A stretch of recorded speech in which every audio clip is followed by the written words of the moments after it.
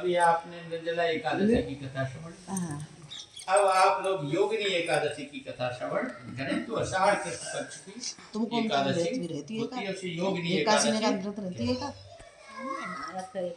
आषाढ़ कृष्ण पक्ष में योगिनी एकादशी बड़ी बड़ी ये पापों का नाश करने वाली है, मोक्ष देने वाली है। हे राजन, इस कथा को श्रवण करो, पहचानो और व्यवहार में लाओ, जीवन आपका जीवित हो जाए। अलकापुरी नाम की एक नगरी है, शिव पूजक कुबेर नाम का एक राजा है। उस राजा का फूल लाने वाला हेममाली नामक एक यक्ष है। विशालाक्षी नाम की उसकी स्त्री है। अब कथा शुरू है गई। पंडित जी भूल गए, हम सुन रहे हैं पंडित जी बहुत ध्यान से। इसकी स्त्री है हेममाली, स्त्री के अधीनता, काम के अधीनता। एक दिन वह हेममाली अपना कार्य भूल गया, आसक्ति में फूल लाना भूल गया और कामासक्ति ने प्रतिदिन के कार्य में व्यवधान डाल दिया। ये कामाशक्ति ही है जो हमारे भगवान के कार्य में व्यवधान डालती है। अब फूल लाना समय पर चूक गया और राजा के पास फूल नहीं पहुंचे। फलस्वरूप राजा क्रोधित हो गया। राजा तो रजोगुण में आ गया, तो राजाओं के पास तो रजोगुण ही होता था, दंड देना बड़ी जल्दी उनकी आज्ञा हो जाती थी। तमोगुण में आ गया राजा ने, तमोगुण में हेममाली को बुला करके शाप दिया, करे दुष्ट, तूने मेरी पूजा में व्यवधान कर दिया, साधना में विघ्न कर दिया, नित्य कर्म में विघ्न कर दिया, इसलिए तू श्वेत कुष्ठ रोग से ग्रसित हो जा, अपनी स्त्री से पृथक हो जा, अपनी आसक्ति से अलग हो जा।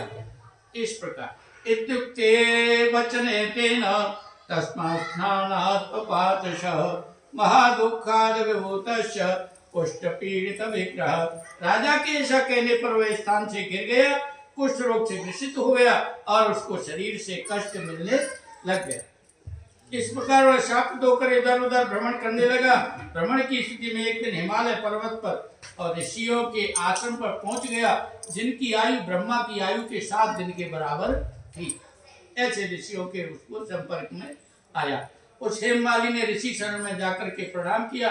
फलस्वरूप ऋषि परोपकार में आ गए, भाव ऋषि में झलकने लगा। फलस्वरूप ऋषि भाव से भावित ऋषि ने हेममाली से कष्टमय शरीर एवं उसके जीवन के बारे में पूछ लिया।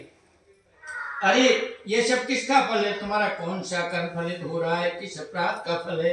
ऐसा पूछने पर हेममाली ने अपना परिचय दिया। मुनिवर, मैं कुबेर का सेवक हूँ, हेममाली मेरा नाम है, मैं विलासिता में आ गया हूँ, फलस्वरूप मुझसे अपराध हो गया, मैं समय पर शिव पूजा में पुष्प उपस्थित नहीं कर सका, फलस्वरूप मैं महाराज कुबेर के द्वारा शापित हो गया हूँ।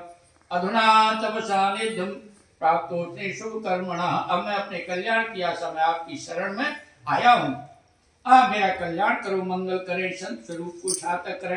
हेममाली की प्रार्थना पर मार्कंडेय मुनि बोले, अरे हेममाली, तुम साधना करो, व्रत करो और आषाढ़ कृष्ण एकादशी का व्रत करो, तुम्हारा कुष्ठ कुंठित हो जाएगा, शारीरिक कष्ट कट जाएगा, जीवन जीवित हो जाएगा।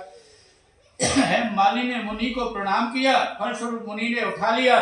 मुनि के उठाते पर तो मंगल ही मंगल है, कोई अपनी गोदी में किसी को ले ले। फलस्वरूप मुनि ने उठाया, मुनि को उठाने पर तो मंगल ही मंगल है। हेममाली ने मुनि की बात मान ली, व्यवहार में ले आया, योगिनी एकादशी का व्रत किया, फल भी मिल गया, कल्याण हो गया।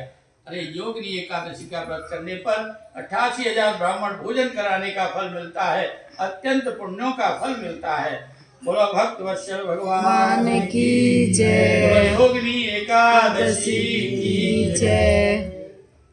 अब आषाढ़ शुक्ल पक्षी हर शयनी एकादशी, जैसे देव शयनी एकादशी। अभी आप लोगों ने योगिनी एकादशी की कथा का श्रवण किया, अब आप लोग हर शयनी एकादशी की कथा श्रवण